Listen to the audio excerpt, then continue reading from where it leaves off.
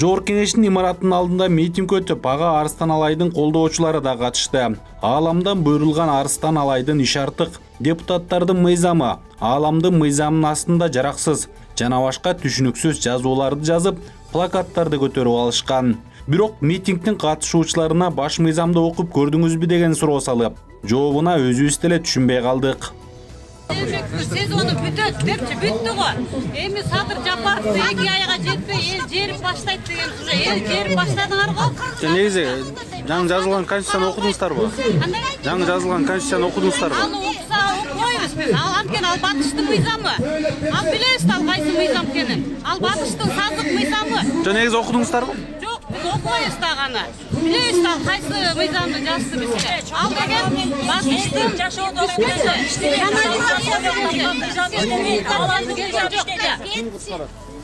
бир гана Арыстанай куткарат.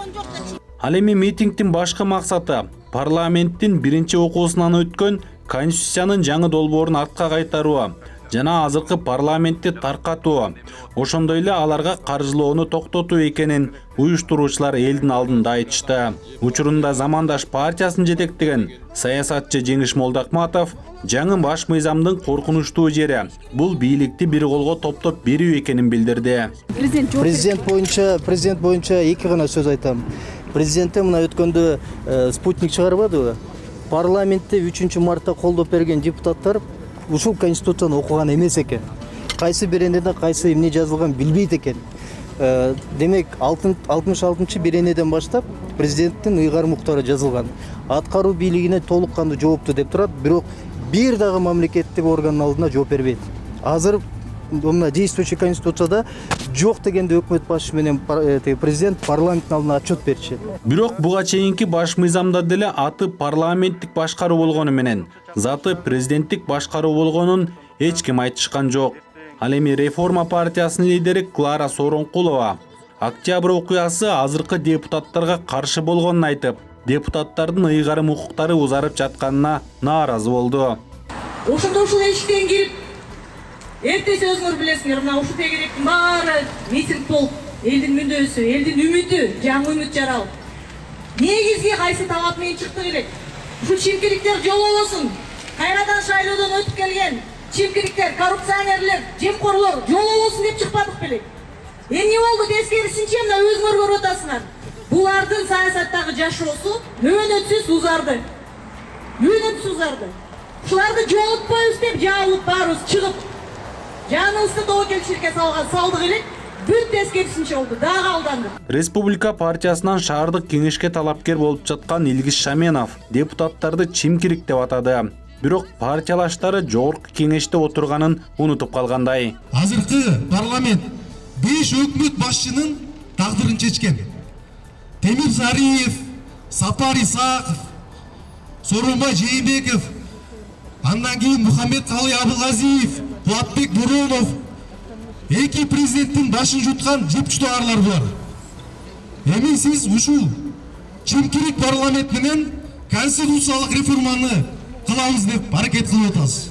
Сиздин конституциялык реформаны кылганыңызга менин жана элибиздин каршылыгы жок, кылыңыз. Мен дагы президенттик өлкөнү болушун каалайм. Жоопкерчилик бир адамда болуш керек.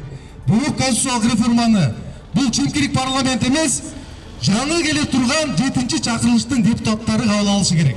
Баш мыйзамдын жаңы долбоорунун авторлорунун бири Бактыбек Турускулов баш мыйзам 3 ай талкууланып, андан соң биринчи окуудан өткөнүн билдирген. Жобого ылайык 2-3 окууда өзгөртүү киргизүүнүн жол-жобосу жок дейт ал.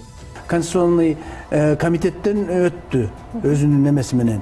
Ана мага келиптир, журналисттер сурайт, эртең 2-3 окууда өтөдү. Эмне үчүн десем, жолдомону көрсөтөт мага. Мен айттым, мына мен сиз менен мелдешели андай болбойт деп. Анан Равшан Бабирбекович жакшы сунуштар өтөт деп атат, мындай эгерде кабыл алса. Туура, мен өзүнчө белгилеп айтып кетким келип атат. Эмнегедир ушул 2-3 айдан бери биз иштеп атканда сунуштар түшпөй, эми жанагы көчөдөгү сунуштар түшүп, сын пикирлер болду, юристтер эметип мындай кайчы сүйлөшүп, 66 берене менен 2 пунктусунда биринчи окуудан регистрациядан өткөндө законопроект өзгөрүүлөр кирилбейт. Бул бир момент. Экинчиси азыркы күндө мына көчө күнү биринчи окуусу өтпөдү. Экинчи, үчүнчү окуусуна дагы мындай өзгөрүү кийирүү жолу жок, жол жобосу. Митингде азыркы иштеп жаткан жогорку кеңешти каржылоо токтотулуп, парламент тарашын, президент тез арада жаңы парламенттик шайлоо дайындоосун билдирген катышуучулар митинг дагы уланаарын билдиришти. Москва-Бишкек аба каттамы боюнча учак билетинин баасы 15 000 сомго чейин бааланса, Бишкек-Москва каттамына 50 000 сомго чейин жетүүдө. Эмне үчүн ушундай? Бул тууралуу депутат Сайдулимжан Жураев жогорку кеңештин кезектеги жыйынында билдирди. Кыргызстанда гана ушундай баалар. Өзбекстанда Москвага чейин учактын билети 20-25 000 сом. Казакстанда да ошондой. Министр жана Манас эл аралык аэропорту ачык акционердик коомунун башкармалыгынын башчысы келиши керек эле. Демек аларга билип кереги деле жок окшойт, деп нааразы болду депутат. Бүгүн 9 мартта жогорку кеңештин транспорт, коммуникациялар, архитектура жана курулуш боюнча комитетинин жыйыны өттү. Анда жарандык авиация тармагындагы жасалып жаткан иштер тууралуу маалыматтар айтылмак. Бирок транспорт, архитектура, курулуш жана коммуникациялар министри Гүлмира Абдралиева жана Манас эл аралык аэропорту ачык акционердик коомунун башкармалыгынын башчысы белгилүү бир себептерден улам жыйынга келишкен жок. Бактыбек Нарбеков өкмөттүн Талас облусундагы ыйгарым укуктуу өкүлү болуп дайындалды. Бул тууралуу буйрукка премьер-министр Улукбек Марипов кол койгонун бүгүн 9 мартта облустук акимчиликте өткөн жыйында айтылды. Жаңы жетекчини өкүлчүлүктүн аппаратына өкмөттүн бөлүм башчысынын орун басары Жетеген Бакиров тааныштырды. Нарбеков буга чейин президенттин жана парламенттин иш башкармалыктарында бөлүм башчы болуп эмгектенген. 2020-жылдагы парламенттик шайлоодо Биримдик партиясынан депутаттыкка аттанган. Талас облусунун мурдагы башчысы Айбек Бузурманкулов мамлекеттик банктардын биринин директорлор кеңешинин мүчөсү болгону маалымдалды. Жарандык активист катары таанылган Бузурманкулов өкмөттүн өкүлү болуп 2020-жылы октябрда өлкөдө бийлик алмашканда дайындалган болчу. Кыргызстан президенти Садыр Жапаров 11-12 мартта иш сапары менен Өзбекстанга барат. Бул тууралуу тышкы иштер министри Руслан Казакбаев билдирди. Анын айтымында бүгүнкү күндө президенттин атына тигил же бул өлкөгө иш сапары менен баруу боюнча көптөгөн чакыруулар келген. Садыр Жапаров өз сөзүндө биринчи кезекте коңшу өлкөлөргө бара тургандыгын айткан, деди ал. Тышкы иштер министрлигинин башчысы Кыргызстандын президентинин Тажикстан, Түркмөнстан жана Кытайга баруу планы да бар деп билдирди. Эскерте кетсек, Садыр Жапаров 24-25 февралда мамлекет башчысы катары биринчи иш сапары менен Россияга, андан кийин 2-3 мартта мамлекеттик иш сапары менен Казакстанга барган. Эртең 10 мартта Түркиянын тышкы иштер министри Мевлют Чавушоглу расмий сапар менен Кыргызстанга келет. Бул тууралуу Кыргызстандын тышкы иштер министрлигинин маалымат кызматы кабарлады. Сапардын алкагында эки мамлекеттин тышкы иштер министрлеринин сүйлөшүүлөрү жана Кыргызстан менен Түркиянын ортосундагы биргелешкен стратегиялык пландаштыруу тобунун 4-жыйыны өтөөрү айтылды. Мында сырткары Чавушоглунун Кыргызстандын президенти Садыр Жапаров менен жолугары дагы пландалууда. Түрк кеңешинин алкагында түрк тилдүү мамлекеттердин ортосунда кызматташтыкты кеңейтүү жана аталган эл аралык уюмдун күн тартибинин актуалдуу маселелери боюнча да пикир алмашуу болоору кошумчаланды.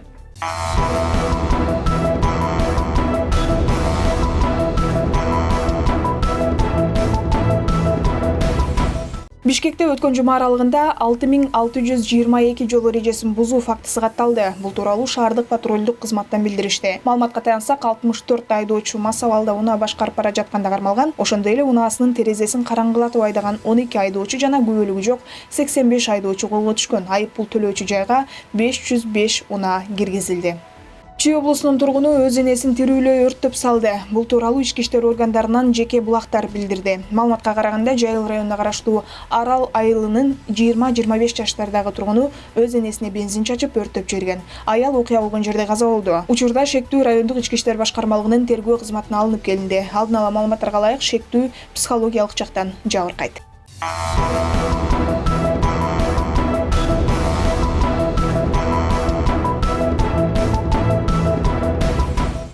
Ушул жылдын 11-апрелинде өтө турган жергиликтүү кеңештерди шайлоо өнөктүгүндө коомдук тартипти 9000ден ашуун милиция камсыз кылат. Бул тууралуу Ички иштер министрлигинин башчысы Улан Ниязбеков билдирди. БШКнын маалыматына ылайык 2273 участкалык шайлоо комиссиялары түзүлдү. Бул шайлоо өнөктүгүнө коомдук тартипти сактоого 9000ден ашуун милиция кызматкерлери тартылат. Ал эми 4000ге жакын кызматкер шайлоо участоктарына бекитилет. Учурда ИИМдин жана БШКнын кызматкерлери таза жана ачык шайлоо өткөрүү боюнча координациялык топто иштеп жатышат деп айтылат маалыматта.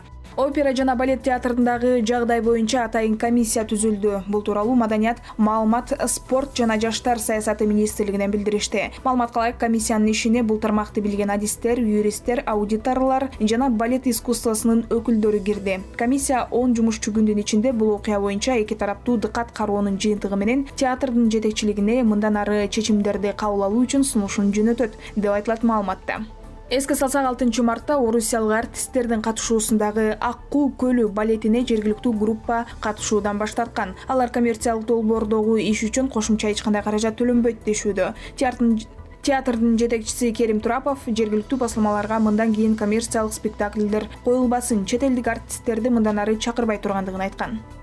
Президент Садыр Жапаров бүгүн 9 мартта өлкөнүн ишкердик субъектилеринин укуктарын, эркиндиктерин жана мыйзамдуу кызыкчылыктарын коргоо боюнча ыйгарым укуктуу өкүлү Робин Орд-Смитти кабыл алды. Садыр Жапаров конституциялык реформадан кийин инвестицияларды илгерилетүү жана коргоо агенттигинин макамы көтөрүлөөрүн. Бул агенттик чет элдик инвесторлорду гана эмес, жергиликтүү ишкерлерди дагы колдоо менен алектенерин кошумчалады. Бизнес акыйкатчы Робин Орд-Смит болсо акыркы мезгилдерде ишкерлер тарабынан өлкөнүн мамлекеттик органдарынын ишине даттануулар көбөйгөндүгүн маалымдады.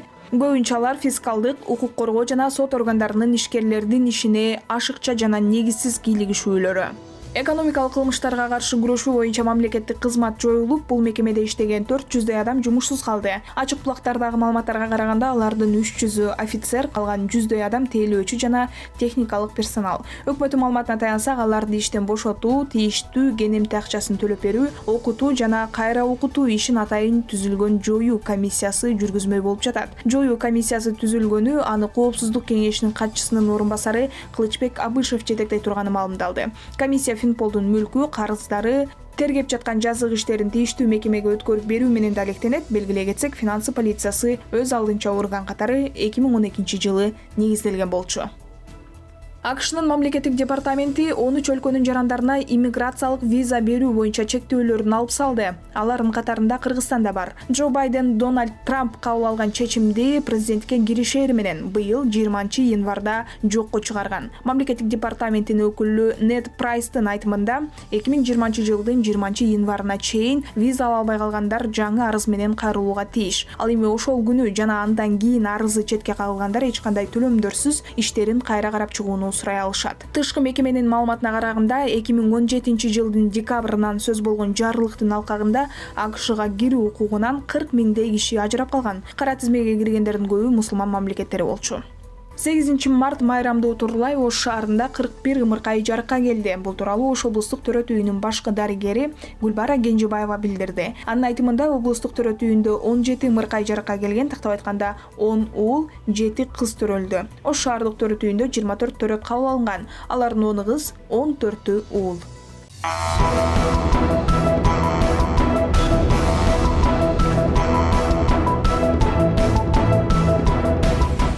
Кыргызстанда соңку бир сутка ичинде коронавирус Бишкекте дагы 2 бейтаптын өмүрүн алды. Бир күндө вирус 23 кишиден аныкталды. Бул тууралуу Саламаттыкты сактоо министрлигинин коомдук саламаттыкты сактоо башкармалыгынын жетекчиси Айнура Ахматова 9 марттагы брифингде билдирди. Министрликтин жаңы эсеби боюнча пандемия башталган 2020 жылдын март айынан бери илдеттен кайтыш болгондордун жалпы саны 1475 кишиге жетти. Пандемияда илдет жугузгандардын расмий эсеби 86606 киши болду. Анын 83606-сы айыгып чыкты.